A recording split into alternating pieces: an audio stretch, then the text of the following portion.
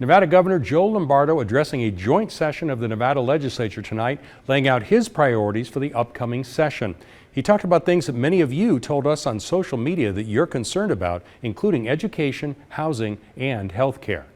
Lombardo, who's a former Clark County sheriff, highlighted fears about crime, saying California has stricter policies than Nevada.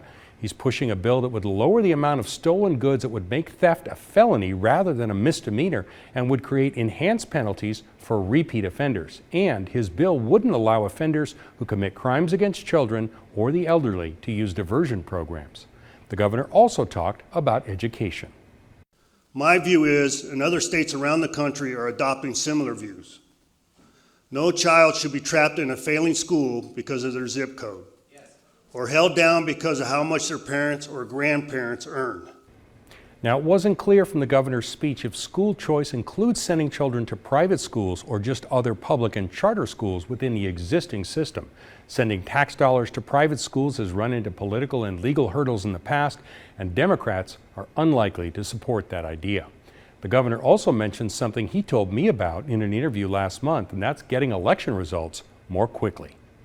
On the second point, it makes zero sense to keep counting ballots 4 days after an election.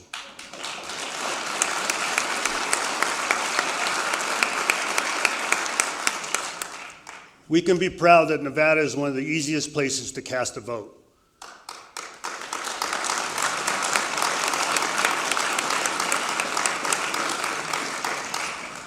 But it's time we make sure the votes are in and counted by Election Day. Now remember, the deadline for mail-in ballots is on Election Day, but they can be received up to 4 days later, and counting continues for about a week. Although the vast majority of ballots are in and counted by Election Day, there's still a trickle that comes in later, and those could decide the outcome of close races. And Lombardo added, if the legislature doesn't act on that reform, he'll take it to the voters in an initiative. But in the Democratic response, Assembly Speaker Steve Yeager said Democrats would not let politicians silence voters, which reminds us all, in just 2 weeks, Lombardo's agenda will have to face a legislature controlled by Democrats. Reporting in studio, I'm Steve Sebelius.